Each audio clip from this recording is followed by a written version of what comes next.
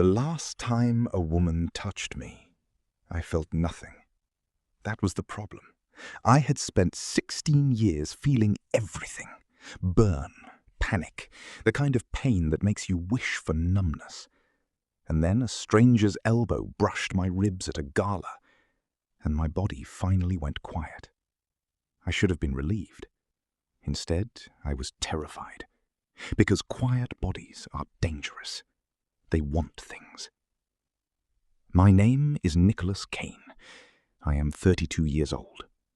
I am a billionaire. And I do not like to be touched. That is what people know. That is what they say at galas and board meetings and charity dinners. Nicholas Kane doesn't like to be touched. Don't shake his hand. Don't pat his shoulder. Don't stand too close. They think I am cold, or strange, or damaged in some vague, wealthy person way. They are not wrong. They are just not right in the way that matters. The truth is private. Only one person knows it. Victor, my executive assistant. He has worked for me for 11 years. He knows because he had to know. Because someone had to hand me documents without brushing my fingers. Someone had to run interference at events. Someone had to explain to the board why their CEO would not do the customary handshake line. He has never told anyone. That is why I pay him more than most surgeons. The truth is this. When a woman touches my skin, it feels like being burned. Not metaphorically, not emotionally. A physical, searing burn that starts at the point of contact and spreads up my arm like a fire climbing a curtain. The pain is real. The skin does not blister. There is no mark. But the feeling is the same as pressing my forearm against a hot stove. I have felt it hundreds of times. A woman's hand on my sleeve. A woman's fingers brushing mine as she passes a drink. A woman's accidental elbow in an elevator. Each time, the burn. Each time the need to step away, to hide my reaction, to excuse myself to a bathroom or a hallway or anywhere private until the feeling fades. Men do not call. Then someone spilled champagne. A waiter, young and terrified, tripped near the entrance. A glass shattered. A woman in a navy dress stepped back to avoid the spray. She stepped directly into my path. Her elbow hit my ribs. Not hard, just a brush. The kind of accidental contact that happens 100 times a night at events like this. I froze. I waited for the burn. Nothing. I waited longer. Nothing. She turned around. Her face was flushed with apology. "I'm so sorry," she said. "I didn't see you." I stared at her. She was not beautiful in the way women in my world are beautiful. Her hair was pulled back too tight. Her glasses were slightly crooked. She looked like she had dressed in the dark. She looked like she had better things to do than be here. "It's fine," I said. She nodded and walked away. She did not recognize me. She did not care who I was. She disappeared into the crowd. I stood there for a full 10 seconds. Then I put my hand on my ribs, where her elbow had touched. No burn. No pain. Nothing. But I needed to be sure. I found Victor by the bar. "Who is that woman?" I asked. "Which one?" "The one in navy. Dark hair. Glasses." Victor pulled out his phone. Within 2 minutes, he had a name. Dr. Clara Vance, Victor said. She's a researcher. Psychosomatic disorders. She's not on the guest list. She must have come as a +1 for someone on the board. Where is she now? Victor scanned the room. By the dessert table. Why? I did not answer. I walked across the ballroom. Not toward her. Past her. Close enough that our paths would cross. She was reaching for a napkin. I reached for the same water pitcher. Our hands hovered near each other. I let my fingers brush hers, deliberately, lightly, just enough to feel her skin. The burn did not come. She looked up, startled. Our eyes met. "Sorry," I said again. "It's fine," she said, a little confused, a little curious. I walked away. My heart was beating faster than it should have been. Not from fear, from something I did not have a name for. I found Victor by the exit. "Get me everything about her," I said. Victor looked at me. He knows what I was asking. He knows what no one else knows. "Are you sure?" he said quietly. "I'm sure." That night, I sat in my penthouse. The staff had gone home. The city lights flickered through the windows. I read Clara Vance's file. She was 28. She had a PhD in clinical psychology. She worked at a psychiatric research institute. Her mother was a psychiatrist. Her father was not in the picture. She had published papers on trauma responses, on the way the body remembers what the mind tries to forget. She lived alone. She took her coffee black. She had no social media. I read her file 3 times. Then I put it down and walked to the window. I thought about her fingers brushing mine. I thought about the absence of pain. I thought about the word trauma and the way it had landed in my chest like a stone. I decided to offer her a contract. Victor sat across from me in my office the next morning. I told him what I wanted. He did not argue. He has learned not to argue. But his face was careful in a way that meant he was worried. "You want her to move in," he said. 3 months. The guest wing. "And what do I tell the board?" "Nothing. This is private. They'll ask why she's here. They won't ask me. They don't have the courage." Victor nodded slowly. He tapped his pen against his notebook. "Have you considered," he said, "that it might have been a fluke? The angle, the fabric, the fact that she was startled. 100 variables." "It wasn't a fluke. I checked." He frowned. "Checked how?" I did not answer. He stared at me for a long moment. Then he closed his notebook. "You're hoping," he said quietly. "I haven't seen you hope in a decade. It makes me nervous." I did not answer, because he was right. I was hoping, and I did not know what to do with that. I drafted the contract myself. No lawyers, no negotiations. Just terms. 3 months. She would live in the guest wing. Full staff, no cost to her. In exchange, she would observe me, study me, run whatever tests she wanted, and help me understand why her touch was different. I offered her enough money to fund her research for 3 years. I did not tell her about the burn. I did not tell her that men were safe and women were not. I did not tell her about the hotel room, or the woman, or the little girl. I told her I had a condition. I told her women's touch caused me pain. I told her she was the exception. I told her I wanted to know why. That was the truth, just not all of it.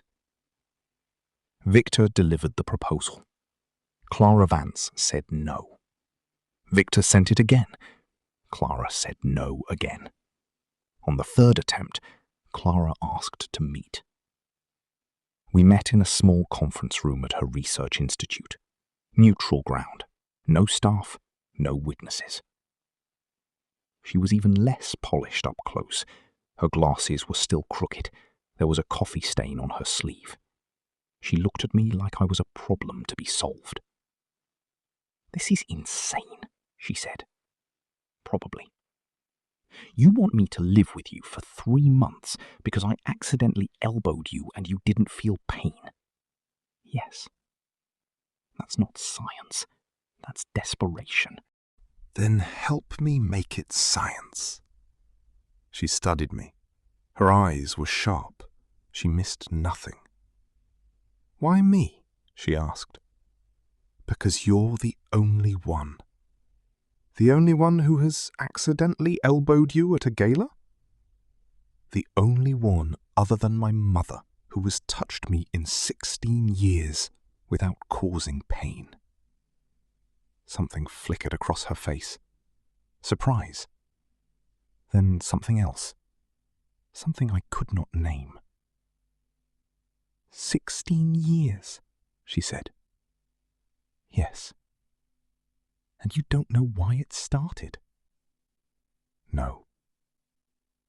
She looked at me for a long time. I could see her deciding whether to believe me. "You're lying," she said finally. "Not about the condition. About not knowing why. You know. You just don't want to tell me." I held her gaze. "I'm not asking you to be my therapist," I said. "I'm asking you to be my researcher. The cause is irrelevant to the contract." "That's not true, and you know it." "Then don't sign." Silence. She looked at the contract. She looked at me. She looked at the contract again. "I have conditions," she said. "Name them." "I'm not your friend. I'm not your girlfriend. I'm not your confidant. I observe. I record. I do not comfort." Agreed. "You tell me the truth about your symptoms, about your body. If you hide something, I walk out." Agreed. She paused. Her jaw tightened. "One more thing," she said. "You don't fall in love with me." I almost laughed. I don't laugh. "Dr. Vance," I said. "I don't know how." She signed the contract that afternoon. She moved in on a Sunday. The staff had prepared her wing. Fresh lavender, new linens, a desk facing the window. Helen, the house manager, showed her to her rooms. I watched from the security monitors in my office. Not because I was spying, because I needed to see how she moved through my space. She put her bag on the bed. She walked to the window. She stood there for a long time, looking at the city. Then she turned and looked directly at the camera. Right at it, like she knew exactly where I was sitting. She did not wave. She did not smile. She just looked. Then she turned back to the window. I sat in my office for a long time after that. The contract was signed. 3 months. 90 days to figure out why my body had chosen her as the exception. That was the first day. 90 more to go. The first week was clinical. Clara interviewed me for 2 hours every morning. Voice recorder, notebook, no eye contact longer than necessary. She asked about the first time I felt the burn, the progression, the triggers, the near misses. She asked about my father, about my mother, about whether I had ever wanted to hurt myself because of the condition. I answered everything. Truthfully. That was the deal.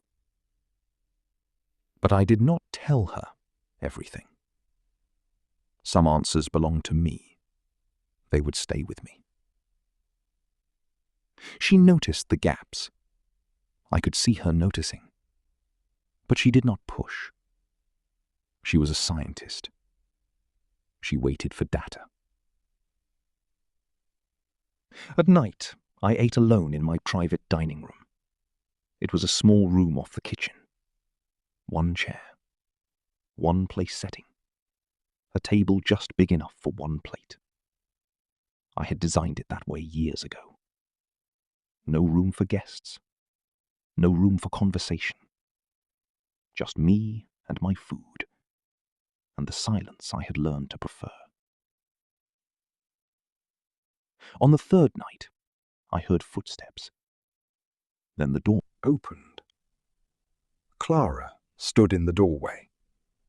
She looked at the room, at the single chair, at me, standing behind it, because I never sat.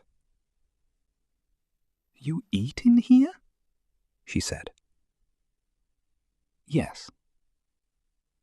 "Alone?" "Yes." She looked at the empty walls, the single setting, the absence of any other human. "That's sad," she said. "It's efficient." She did not leave. She stood there for a moment longer.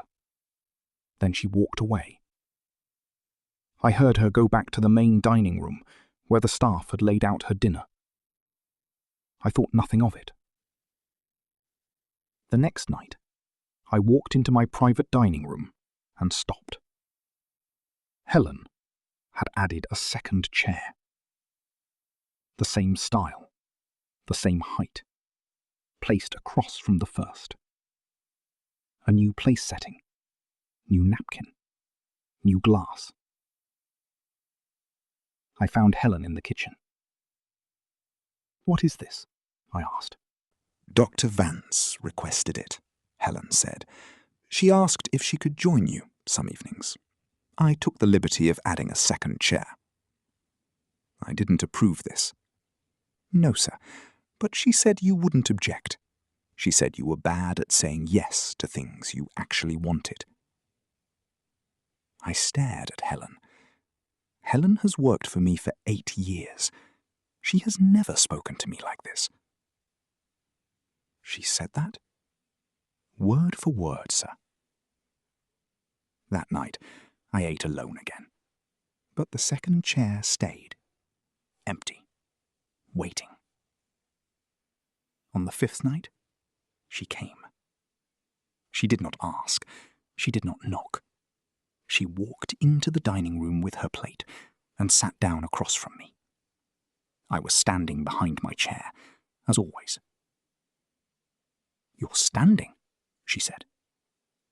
"I prefer it." "You're avoiding chairs, because chairs imply sitting, and sitting implies staying, and staying implies intimacy." "Are you diagnosing me?" "I'm observing. There's a difference." She began to eat. I stood there for a moment longer. Then, slowly, I sat down. The chair felt strange. I had not sat at a table with another person in years, not since before the burn started, not since I was 16. She did not comment. She just ate. We did not talk. The silence was not uncomfortable. It was just silence. 2 people eating in the same room. That was all. But the next night, she came again, and the night after that. At first, we talked about the tests, the data, the patterns, clinical things, safe things. But somewhere around the 2nd week, the conversations shifted. She told me about her mother, a psychiatrist who was better with patients than with her own daughter, a woman who measured love in achievements. I told her about my father, a businessman who treated family like a subsidiary, a man who shook my hand at board meetings instead of hugging me. "He shook your hand," she said. Once, at a board meeting. I was 22. He said, "You're in charge now." Then he walked away. How did that feel? I don't answer "how did that feel" questions. You do now. I looked at her. She was not pushing. She was just there, present, waiting. It felt like nothing, I said. He was a stranger who shared my last name. She nodded. She did not pity me. She just heard me. That was the first crack.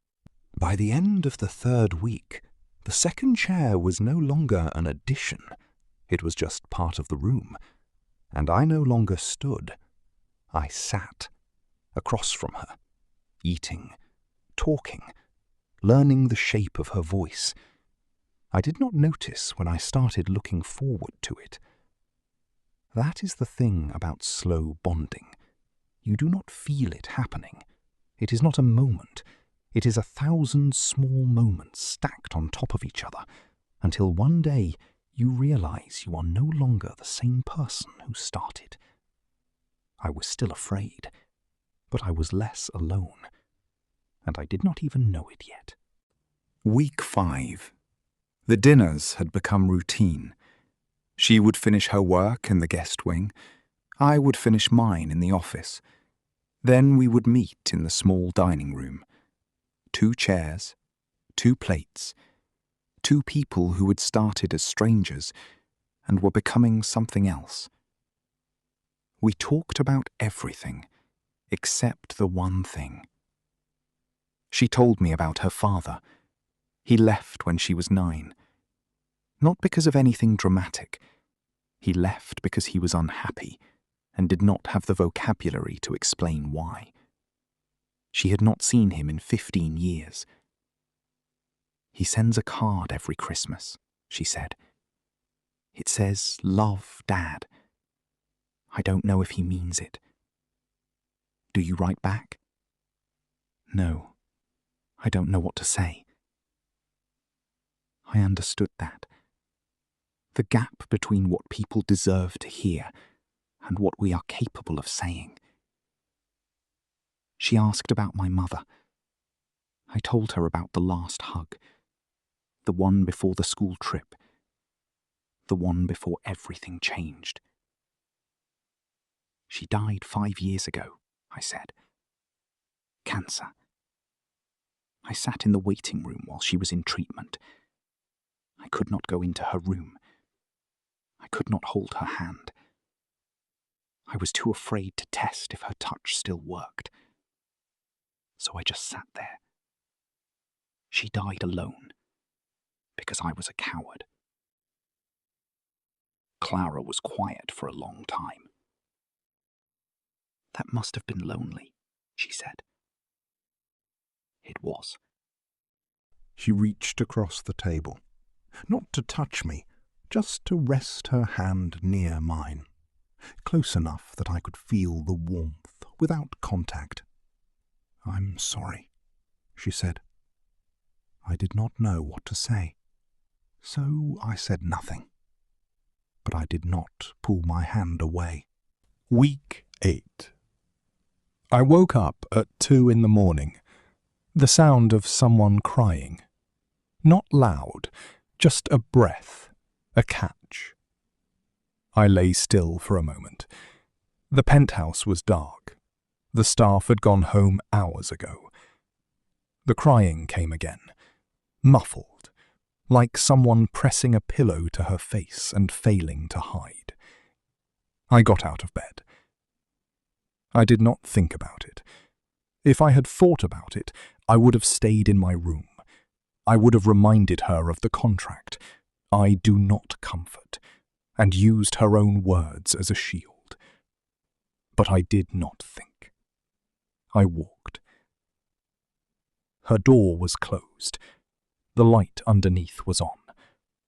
I stood there in the hallway, barefoot, in my pajamas. I knocked. softly. "Clara." The crying stopped. I heard her breathe, a shaky, wet sound. "Go back to bed, Nicholas. Are you okay?" "I'm fine." "You're not fine." A long pause. I could hear her moving inside. The creak of the floor, the rustle of fabric. Then the door opened. She was a mess. Her face was red. Her eyes were swollen. Her hair stuck to her cheeks. She had been crying for a long time. Not the quiet tears of a bad dream. The hard crying of someone who had been holding something in for years and finally lost control. She looked at me. I looked at her. Then she stepped forward and wrapped her arms around me. I froze. Her body pressed against mine, her face buried in my chest. Her hands gripped the back of my shirt like she was drowning, and I was the only solid thing in the room. 1 second. 2. 3. I waited for the burn. Nothing. 5 seconds. 10. 15. No burn, no pain, just her, shaking, crying into my chest, holding me like she had been waiting her whole life to hold someone, and I was the first person who had ever stood still long enough. 20 seconds. 30. I did not know what to do with my hands. They hung at my sides like dead weight. I had not been hugged by a woman other than my mother in 16 years. I had forgotten what it felt like to be held. I had forgotten that a body could be warm without hurting. 40 seconds. 50. Slowly, like a man learning to walk again, I raised my arms. I placed my hands on her back.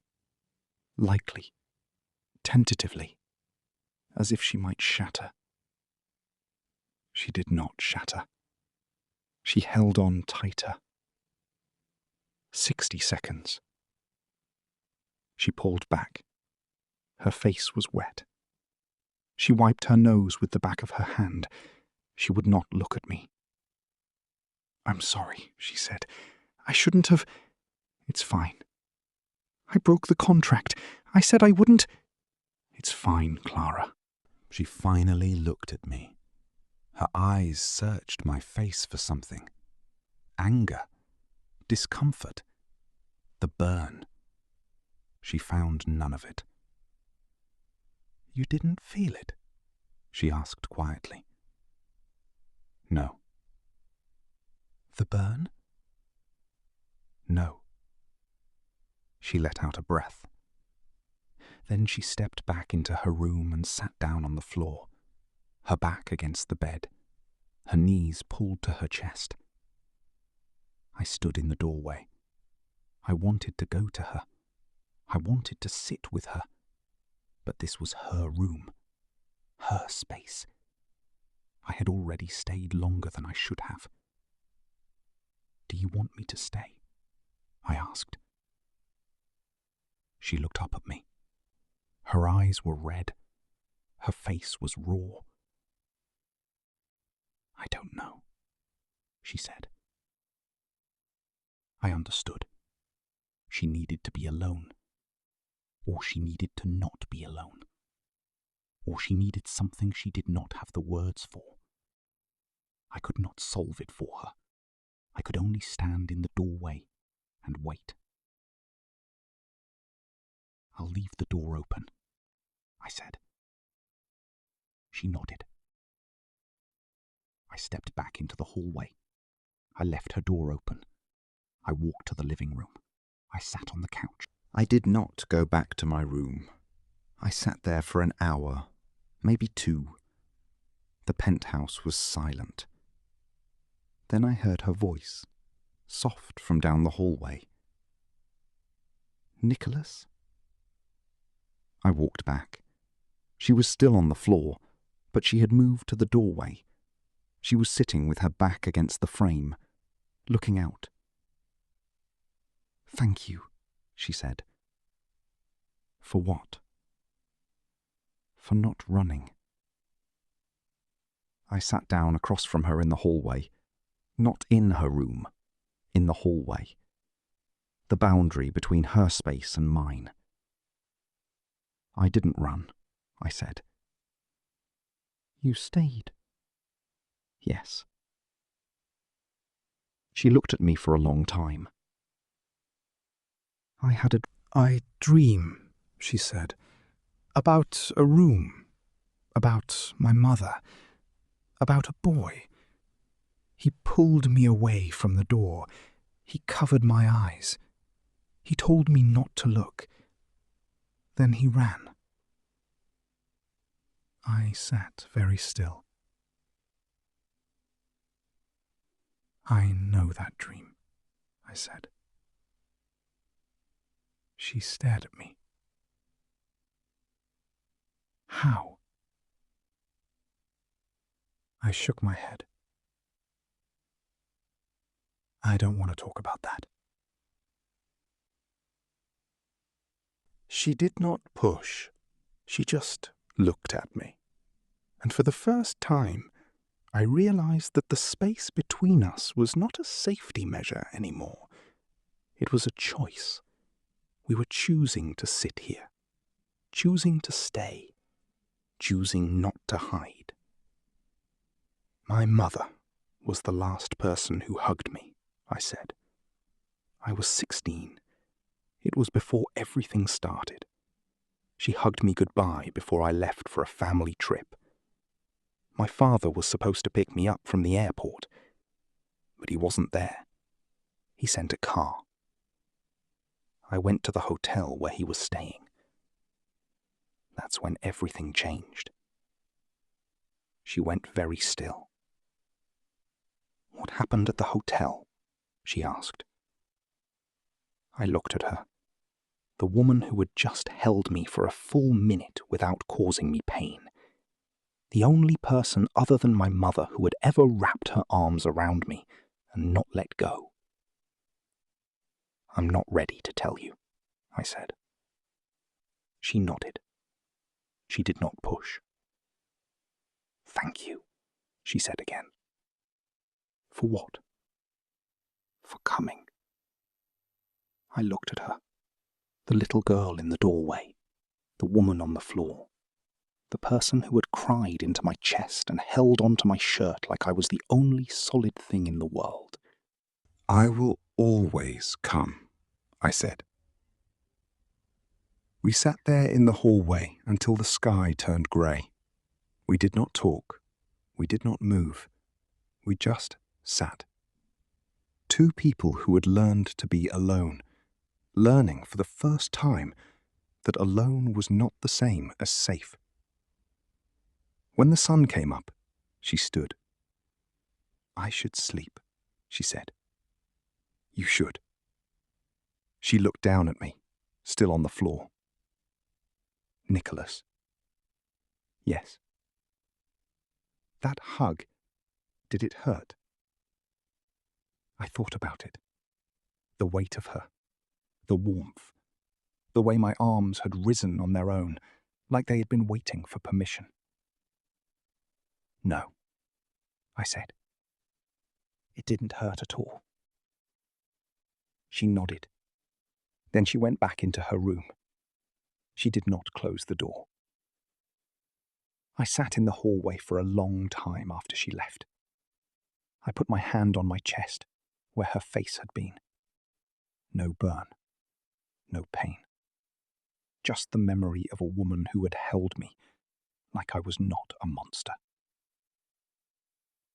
I did not sleep that night. But for the first time in 16 years, I wanted to. Week 10. We stopped using the notebooks. The interviews became conversations. The tests became something else. She would touch my hand just to see if I would flinch. I flinched less. She would stand closer just to see if I would step back. I stepped back slower. The dinners had become the best part of my day.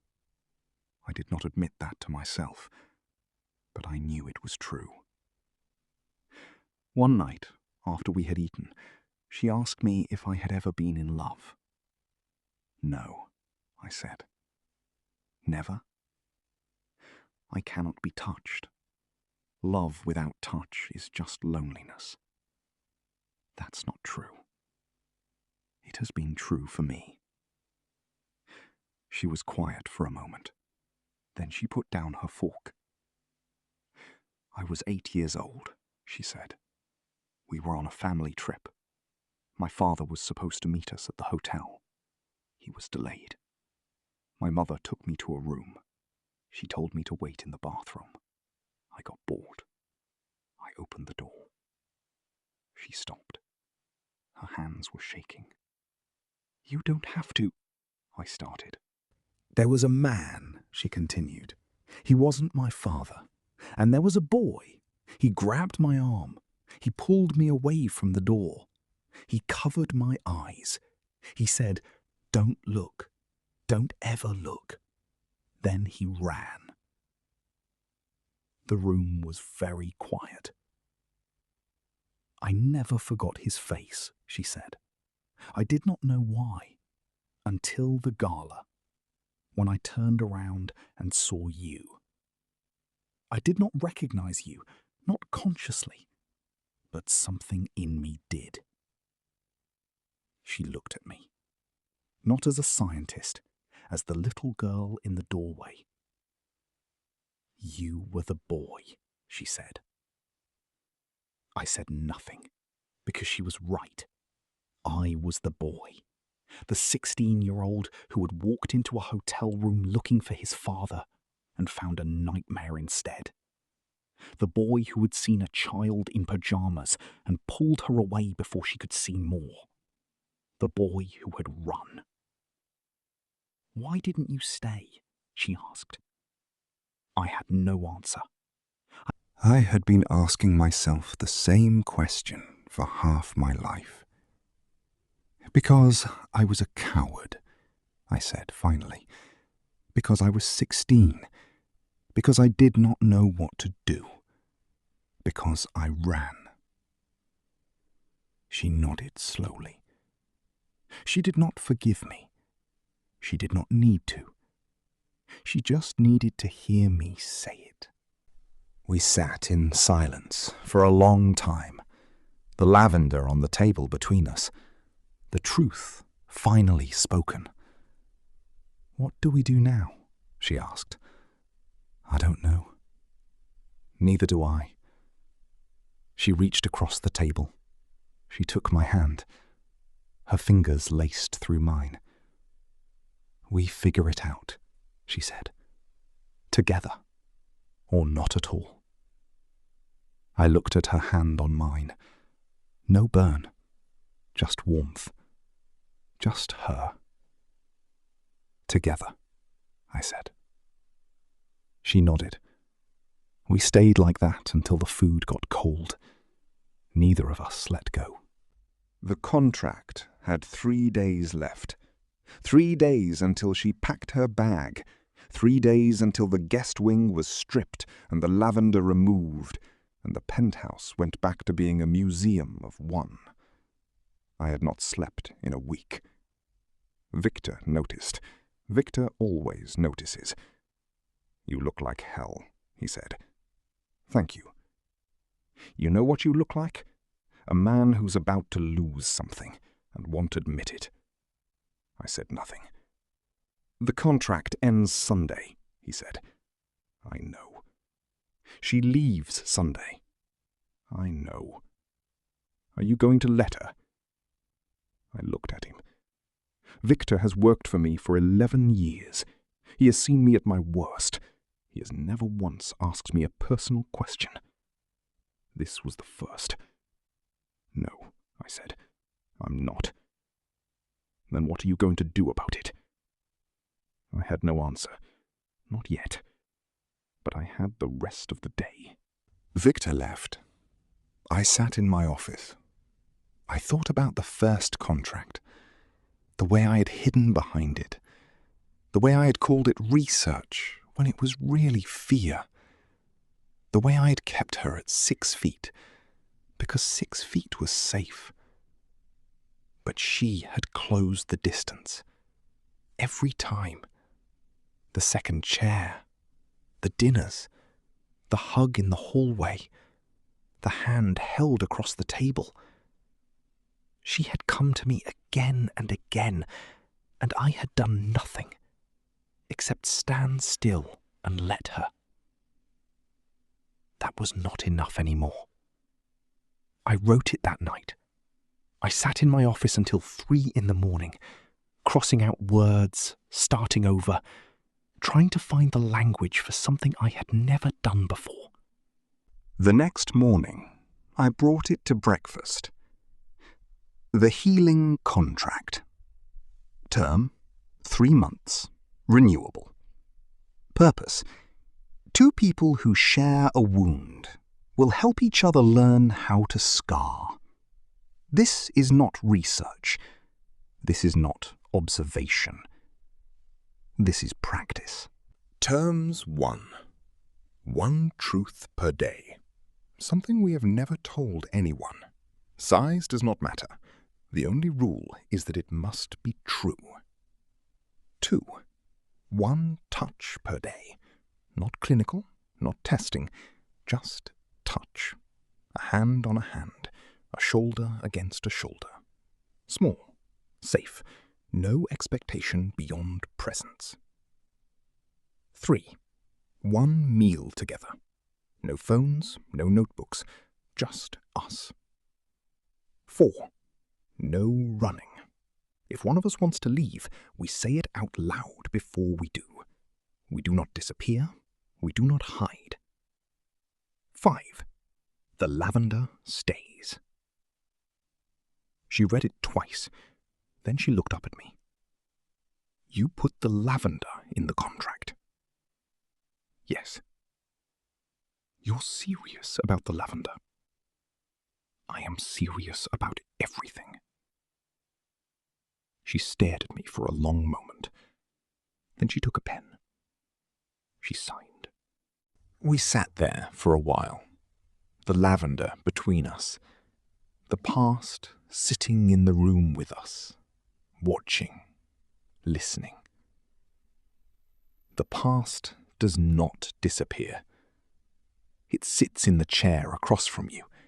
It watches you eat. It listens to you talk. It reminds you of every wound you have ever carried. It whispers that you are broken, that you will always be broken, that the future is just the past in different clothes. But the past is not the loudest thing in the room. Louder is the choice, the one you make every morning when you wake up next to someone and decide not to run. Louder is the small kindness, the cup of coffee made without being asked, the lavender left on the pillow, the hand held under the table. Louder is growth. Growth is not sudden. It is not a moment. It is 1,000 small moments stacked on top of each other until one day you realize you are no longer the same person who started. Growth is slow, hard, worth it. It is learning that the past shaped you, but does not own you. That wounds can become scars. That scars can become stories. That stories can be shared. Love is not a feeling. Feelings change. They come and go like weather. Love is a choice, a verb, something you do, every day, even when it is hard. Especially when it is hard. Love is showing up, eating dinner, holding hands, leaving lavender, staying in the room when every part of you wants to run. Clara looked at me across the table. Her hand reached for mine. The past is in the room with us, she said. I know. But it is not the loudest thing. No. What is louder? I looked at her. The woman who had elbowed me at a gala. The woman who had hugged me for 60 seconds. The woman who had just signed a contract to heal. Us, I said. We are louder. She almost smiled. Then let's be louder. We sat there until the food got cold. Neither of us cared. The past stayed in its chair, watching.